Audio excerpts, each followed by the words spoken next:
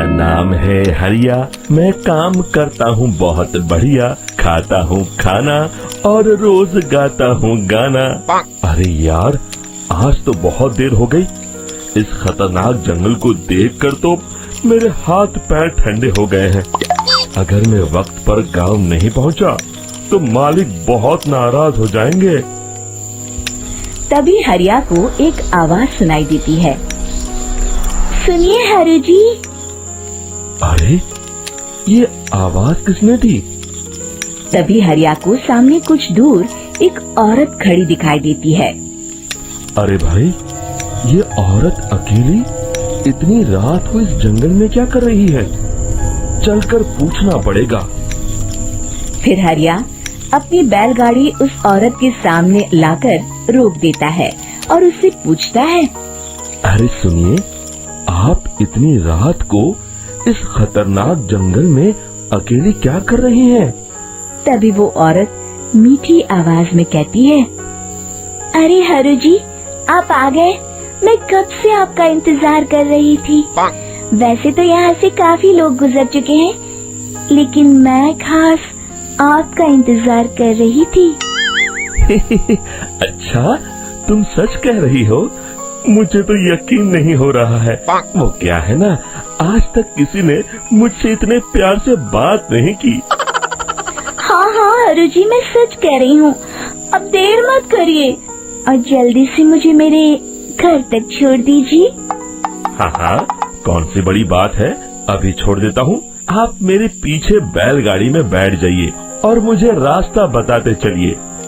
फिर वो औरत हरिया की बैलगाड़ी में बैठ जाती है और हरिया बैलगाड़ी हाँकता हुआ आगे चल पड़ता है। फिर उस औरत के बताए हुए रास्ते पर चलते चलते हरिया बैलगाड़ी लेकर एक काली गुफा के आगे आकर रुक जाता है। हरिया उस औरत से पूछता है। हाँ देवी जी, आपका घर कहाँ है? यहाँ तो एक गुफा के अलावा और कुछ नहीं है। तभी अचानक वो औरत हवा में उड़ने लगती है। देखते ही देखते उसका सुंदर रूप एक डरावनी चुड़ैल में बदल जाता है और वो जोर जोर से हंसती है। अरे तू तो एक नंबर का बेवकूफ निकला। तू तो बड़ी आसानी से मेरी बातों में आ गया। अरे मर गया रे, ये तो एक चुड़ैल है। हे भगवान बचा ले, ये तो बड़ी डरावनी दिखाई दे रही है। और फिर अगले ही पल हरिया की बैलगाड़ी में रखा सारा सामान हवा में उड़ता हुआ उस काली गुफा के अंदर चला जाता है और वो चुड़ैल भी उस गुफा के अंदर जाकर कहीं गायब हो जाती है। हरिया ये नजारा देख बुरी तरह घबरा और परेशान हो जाता है। अरे, ये चुड़ैल तो मेरा सारा सामान लेकर गुफा में गायब हो गई। अब क्या होगा? अगर मैं गांव खाली हाथ गया तो मालिक मेरी अच्छी खबर लेंगे। मेरी इस बात का कोई यकीन भी नहीं करेगा। फिर आखिर वही हुआ। हरिया के मालिक चंपक सेठ को हरिया की किसी भी बात पर रत्ती भर भी यकीन नहीं हुआ। चंपक सेठ को लगा हरिया झूठ बोल रहा है और उसने ही लालच में आकर सारा सामान हड़प कर लिया है। फिर हरिया को बेईमान समझकर चंपक सेठ उसे काम से निकाल देता है। अगले दिन अपनी दुकान में परेशान बैठा चंपक सेठ गुस्से में बड़बड़ाता है। अरे, दुकान में तो सामान बिल्कुल भी नहीं है। अब मुझे ही शहर जाकर सामान लाना होगा। फिर वो अपनी बैलगाड़ी लेकर शहर चला जाता है। शहर से सामान लेकर जब चंपक सेठ वापस गांव लौट रहा होता है, तभी उसे एक आवाज सुनाई देती है। चंपक जी, ओ चंपक जी।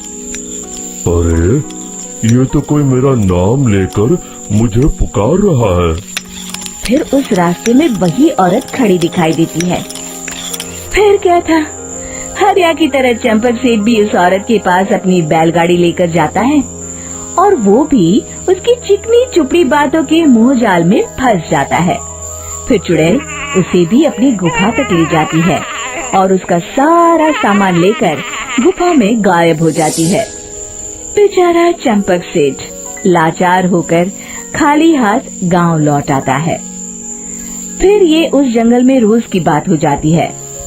जो कोई भी शहर से कुछ लेकर गांव की तरफ लौटता, वो चुड़ैल उसे बेवकूफ बनाकर उसका सारा सामान लेकर गुफा में गायब हो जाती।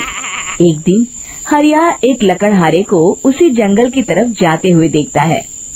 फिर हरिया उसे रोकते हुए कहता है, अरे भाई, क्यों अपनी मौत को दावत दे रहे हो? मेरी बात मानो, आगे जंगल में मत जाओ, वहाँ एक बड़ी भयानक चुड़ैल रहती है। लकड़हारा हरिया की बातों को नजरअंदाज करते हुए कहता है, अरे भाई, मुझे पहले ही बहुत देर हो चुकी है, मुझे जाने दो भाई। शाम तक लकड़ियाँ काट कर शहर के बाजार में बेचना है। तुम अपनी ये कहानी किसी फुर्सत में बैठे इंसान को सुनाओ, अब मैं तो चला। इतना कहकर लकड़हारा वहाँ से आगे जंगल की तरफ चला जाता है। फिर अगले दिन गांव के मुखिया के घर के बाहर बहुत सारे लोग जमा हो जाते हैं। तभी हाथ में कुल्हाड़ी लिए खड़ा लकड़हारा कहता है, अरे मुखिया जी, अब आप ही हमें बचाइए उस जंगल वाली चुड़ैल से।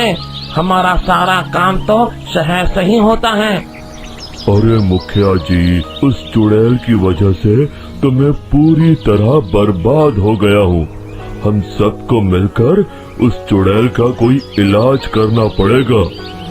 तभी भीड़ में खड़ा बीरा कहता है, आप लोग चिंता मत करिए, कल से वो चुड़ैल किसी को नहीं लूट पाएगी। मेरे पास एक बहुत अच्छी तरकीब है। तभी चंपक सेठ उसका मजाक उड़ाते हुए कहता है, अरे तेरा नाम बीरा है तो क्या हुआ? तूने अभी उस चुड़ैल को देखा नहीं है? जाकर अपना काम कर, बड़ा आया। तब मुखिया जी कहते हैं, नहीं नहीं चंपक सेठ, मुझे लगता है हमें इस लड़के को एक मौका देना चाहिए। फिर सभी गांव वाले मुखिया जी की बातों से सहमत हो जाते हैं और वीरा शाम को एक बैलगाड़ी में कुछ सामान लादकर उस जंगल की ओर चल देता है। वीरा, ओ वीरा, कहाँ जा रहा है? तभी वीरा मुड़ के देखता है, वही चुड़ैल एक औरत के रूप में खड़ी है। अरे बहन जी, मैं आपको ही ढूंढ रहा था। देखिए, मैं आपके लिए क्या लाया हूँ। अरे वाह, तो खुद मेरे लिए इतना सामान लाया है। तू ही अकेला गांव में समझदार है। जरा देखो, मैं भी खोल के, बड़े भूख लगी है।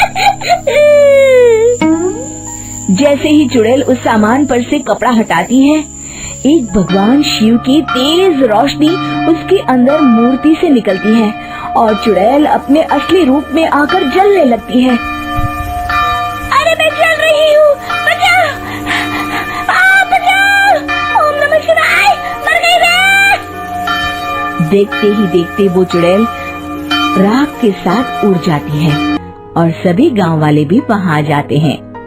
शिक्षा बुराई पे सदा अच्छाई की ही जीत होती है।